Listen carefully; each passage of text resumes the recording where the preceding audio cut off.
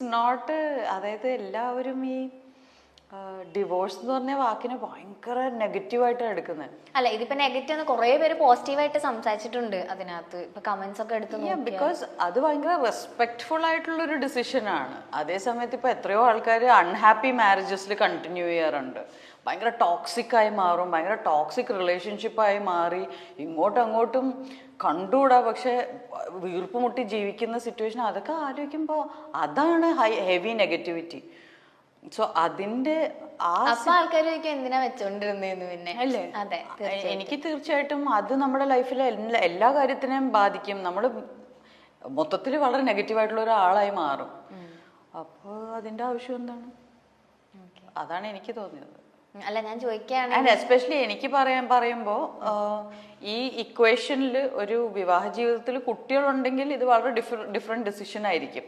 ഞങ്ങൾക്ക് ആ ഒരു ഇഷ്യൂ ഇല്ലാത്തത് കൊണ്ട് it was a very different decision. രണ്ട് ഫ്രണ്ട്സ് തമ്മിൽ എടുക്കുന്ന ഒരു തീരുമാനം. So we can continue to be friends. അപ്പൊ കുട്ടികളുണ്ടെങ്കിൽ ഇതിന്റെ കംപ്ലീറ്റ് കോംപ്ലിക്കേഷന്റെ ലെവലൊന്നും എനിക്കറിയില്ല. അതിനെ കുറിച്ച് ഞാൻ പറയാനും ആളല്ല. അല്ല, അങ്ങനെ ഉണ്ടായിരുന്നെങ്കിൽ ചേച്ചി മേ ബി കുറച്ചും കൂടെ ഒന്ന് നല്ലോണം തിങ്ക് ചെയ്തിട്ടൊക്കെ ആയിരിക്കും. അല്ല, അതും വളരെ തോട്ടായിരുന്നു. ഞങ്ങള് വളരെ മുമ്പേ തീരുമാനിച്ചിട്ടുണ്ടായിരുന്നു കുട്ടികൾ വേണ്ടെന്ന്. ഭയങ്കര ബുദ്ധിപരമായ നീക്കങ്ങൾ ഉണ്ടായിരുന്നു. അല്ല, എല്ലാം വളരെ വെൽ പ്ലാൻഡ് ആയിരുന്നു. So even the divorce was A good decision ഞങ്ങൾ തമ്മിൽ എടുത്തത്. എല്ലാവർക്കും അങ്ങനെ ആവണമെന്നില്ല. എല്ലാവരുടെ ജീവിതം വേറെ വേറെയാണ്. അതെ അതെ, തീർച്ചയായിട്ടും. പക്ഷെ എപ്പോഴെങ്കിലും ചേച്ചിക്കൊരു ഹാർഡ് ടൈം, പേഴ്സണലി ഞാൻ ചോദിക്കുകയല്ല, മേ ബി ഒരു ഇൻസ്പിറേഷണൽ ഹാർഡ് ടൈം ആയിരിക്കാം. കേൾക്കുമ്പോൾ നമുക്കിപ്പോൾ ചിലവരുടെ ഹാർഡ് സ്റ്റോറീസ് കേൾക്കുമ്പോൾ ഭയങ്കര ഇൻസ്പയർ ആയി തോന്നും. അങ്ങനെ എന്തെങ്കിലും ചേച്ചിക്ക് ഉണ്ടായിട്ടുണ്ടോ? ഓഫ് കോഴ്സ്, എനിക്കിപ്പോ ഹാർഡ്ഷിപ്സ് ലൈഫിൽ ഇഷ്ടം പോലെ എല്ലാവരെ പോലെ ഉണ്ടായിട്ടുണ്ട്. അതിനെ നമ്മൾ എടുക്കുന്ന രീതിയാണല്ലോ അതിൻ്റെ ഒരു എന്താ എക്സ്പീരിയൻസ് ക്രിയേറ്റ് ചെയ്യുന്നത്. ഇപ്പം ഞാൻ ഒരു ഹാർഡ്ഷിപ്പ് എക്സ്പീരിയൻസ് ചെയ്താൽ ഞാൻ അതിനെ നോക്കുന്നത് ഇതിൽ നിന്ന് ഞാൻ എന്താ പഠിക്കേണ്ടതെന്നാണ് നോക്കുന്നത്. അല്ലെങ്കിൽ എന്തിനാ എനിക്ക് ഇങ്ങനെയൊക്കെ സംഭവിക്കണമെന്ന് പറഞ്ഞ് നോക്കിയിരുന്നാൽ അത് ഭയങ്കര ഡൗൺ ആവും. നമ്മൾ ഇൻസ്റ്റെഡ് ഇതിൽ നിന്ന് എന്താ പഠിക്കാനുള്ളതെന്ന് പറഞ്ഞാൽ നമ്മൾ അടുത്ത നെക്സ്റ്റ് പോസിറ്റീവ് സ്റ്റെപ്പിലോട്ടാണ് കയറുന്നത്. ഇതിലെന്തോ നിധി ഉണ്ടല്ലോ എന്ന് പറഞ്ഞാൽ അങ്ങനെ കാണുന്ന ആളാണ് ഞാൻ. അപ്പൊ എന്ത് നെഗറ്റീവായിട്ട് സംഭവിച്ചാലും ആ നെഗറ്റിവിറ്റിയെക്കാളും കൂടുതൽ ഇതിൽ നിന്ന് ഞാൻ എന്ത് പഠിക്കാം, സോ ദാറ്റ് ഇത് വീണ്ടും റിപ്പീറ്റ് ആവാതിരിക്കാൻ. അപ്പോൾ ലൈഫ് ഡെയിലി ബെറ്റർ ആയിക്കൊണ്ടിരിക്കും. ചേച്ചിയുടെ ഫാമിലിയെ കുറിച്ച് പറയോ? അച്ഛൻ, അമ്മ? എന്ത് പറയാനാ, പാവങ്ങളല്ലേ. എൻ്റെ ഫാമിലി ആയി പോയി. അവർ പാവങ്ങളാ. ആക്ച്വലി എൻ്റെ അച്ഛനും അമ്മയൊക്കെ വളരെ സ്ട്രെയിറ്റ് ഫോർവേഡ്, നിഷ്കളങ്കമായിട്ടുള്ള വ്യക്തികളാണ്. അവരുടേതായ നല്ല ഇൻട്രസ്റ്റ്സ് ഒക്കെ ഉള്ള വളരെ ബിസി ആയിട്ടുള്ള ആൾക്കാരാണ്. അതാണ്, ഭയങ്കര ബിസിയാ രണ്ടുപേരും. എന്തൊക്കെയാ ചെയ്യുന്നതെന്ന് എനിക്കറിയില്ല. പക്ഷെ എപ്പോ വിളിച്ചാലും ഒന്നിനും ഒഴിവില്ലാത്ത അത്രയും തിരക്കായിരിക്കും. സാധാരണ ഞാനാണ് അവരെക്കാളൊക്കെ വളരെയധികം ഫ്രീ ടൈം ഉള്ളത് എനിക്കാ. അച്ഛൻ റിട്ടയർഡ് ബാങ്ക് ഓഫീസറാണ്. പക്ഷെ സ്വന്തമായിട്ട് പുള്ളി ഒരു ട്രെയിനറാണ്, ബിഹേവിയറൽ സയൻസ് ട്രെയിനറാണ്, ട്രാൻസാക്ഷണൽ അനാലിസിസ് ട്രെയിനറാണ്.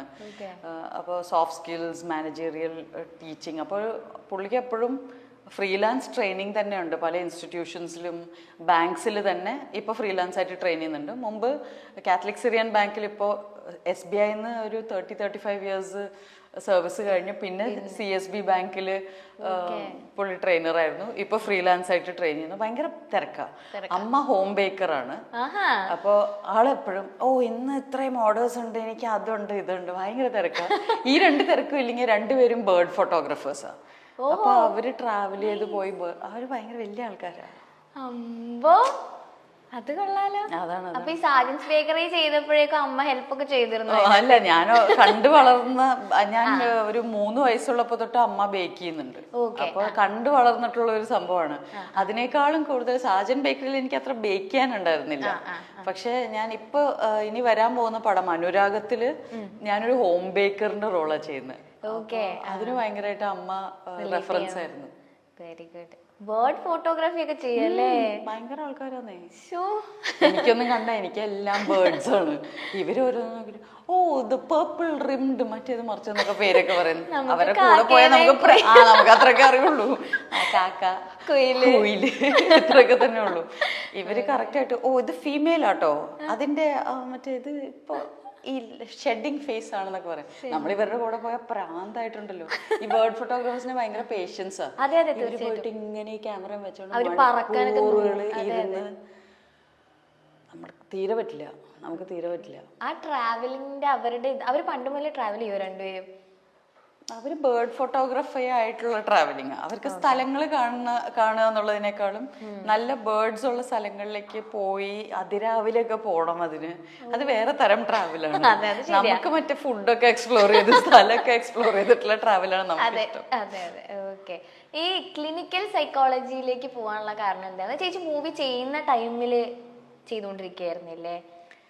ഞാൻ സിനിമയിൽ വന്നത് 11th സ്റ്റാൻഡേർഡിൽ പഠിക്കുമ്പോഴാണ്. ക്ലിനിക്കൽ സൈക്കോളജി ചെയ്തത് ഡിഗ്രിക്ക്. എനിക്ക് എന്ത് സെലക്ട് ചെയ്യണം എന്നറിയാത്ത ഒരു അവസ്ഥ വന്നു. അതായത് 10th സ്റ്റാൻഡേർഡിൽ എൻ്റെ മാഷ് പറഞ്ഞൊരു വലിയ സംഭവമുണ്ട്. എനിക്ക് ഏറ്റവും ഇഷ്ടമില്ലാത്ത സബ്ജക്റ്റ് ഹിസ്റ്ററിയാണ്. അപ്പോൾ ഞങ്ങളുടെ ഹിസ്റ്ററി ടീച്ചർ പറഞ്ഞൊരു വലിയ സംഭവമുണ്ട്, അത് എല്ലാവരും കേട്ടിരിക്കേണ്ട കാര്യമാണ്. നിങ്ങൾക്ക് ഹിസ്റ്ററി ഇഷ്ടമല്ലെങ്കിൽ അതാണ് ഏറ്റവും ശ്രദ്ധിച്ച് പഠിക്കേണ്ടത്. എന്ന് വെച്ചാൽ അത് 10th സ്റ്റാൻഡേർഡോടുകൂടെ അതോടെ തീരും. എങ്ങാനും അത് നന്നായി പഠിച്ചില്ലെങ്കിൽ നിങ്ങൾക്ക് പിന്നെ അതേ പഠിക്കാൻ കിട്ടൂ. നിങ്ങൾക്ക് ഫസ്റ്റ് എന്താ പറയാ, നമുക്ക് ആ ഗ്രൂപ്പേ കിട്ടുള്ളൂ, ഹിസ്റ്ററി ഉള്ള ഗ്രൂപ്പേ പഠിക്കാൻ കിട്ടുള്ളൂ. അപ്പൊ ഇഷ്ടമില്ലാത്ത സബ്ജക്റ്റ് ആണെങ്കിൽ അത് മാക്സിമം ശ്രദ്ധിച്ച് പഠിക്കുക. അപ്പൊ ഞാനത് കിട്ടില്ല. അപ്പൊ പിന്നെ ഹിസ്റ്ററിക്ക് പോകേണ്ടി വരും. അപ്പൊ ഞാൻ ഇത് വളരെ കാര്യമായിട്ട് പേടി പിടിച്ചിട്ട് എനിക്ക് 10th സ്റ്റാൻഡേർഡിൽ ഹയസ്റ്റ് മാർക്സ് ഹിസ്റ്ററിയിലാണ്. അപ്പൊ അത് പോയി കിട്ടി. അപ്പൊ നമ്മളങ്ങനെ സയൻസിന് ജോയിൻ ചെയ്തു. +2 11th and 12th. അപ്പോൾ സിനിമയിലേക്കും വന്നു. അപ്പോൾ എല്ലാവരും എന്നോട് പറഞ്ഞു, ഇനി കുറച്ച് സിനിമയിലൊക്കെ അഭിനയിക്കാൻ പറ്റുന്ന കോഴ്സസ് ചെയ്താൽ മതി, ഫങ്ഷണൽ ഇംഗ്ലീഷോ അങ്ങനെ എന്തെങ്കിലും ചെയ്യും എന്നൊക്കെ പറഞ്ഞു. എനിക്കിതിലൊന്നും ഒരു ഇൻട്രസ്റ്റും ഇല്ല. എന്താ പഠിക്കുക, ഇനി 12 വരെ പഠിച്ച ഈ സബ്ജക്ട്സ് ഒന്നും എനിക്കിനി പഠിക്കാൻ എന്നുള്ള സിറ്റുവേഷനിൽ ഇരിക്കുമ്പോഴാണ് എൻ്റെ ഒരു ഫ്രണ്ട് പറയുന്നത്, പ്രചോദി നികേതൻ കോളേജ് പുതുക്കാട് ക്ലിനിക്കൽ സൈക്കോളജിയുടെ കോഴ്സ് ഉണ്ട്. അപ്പോൾ അതുവരെ എൻ്റെ അച്ഛൻ ഈ TA ട്രെയിനറും ഇതൊക്കെ ആയതുകൊണ്ട് എനിക്ക് എപ്പോഴും വീട്ടിലെപ്പോഴും ഈ ബോഡി ലാംഗ്വേജ് ഇങ്ങനെയൊക്കെയുള്ള പല I'm okay, you're okay ഇതൊക്കെ പറഞ്ഞ കുറെ ബുക്സ് ഉണ്ടാവും എപ്പോഴും. അപ്പൊ ഞാൻ ഇതൊക്കെ ഇരുന്ന് വായിക്കുമായിരുന്നു. അപ്പൊ സൈക്കോളജി എന്നൊരു സബ്ജക്റ്റ് ഉണ്ടല്ലേ, അത് പഠിക്കാലോ, അങ്ങനെ പോയതാ. വേറെ ഒന്നും പഠിക്കാൻ താല്പര്യം ഇല്ലാത്തതുകൊണ്ട് സൈക്കോളജിയിലേക്ക് പോയതാ. പക്ഷെ എങ്ങനെ ഉണ്ടായിരുന്നു പഠിച്ചിട്ട്?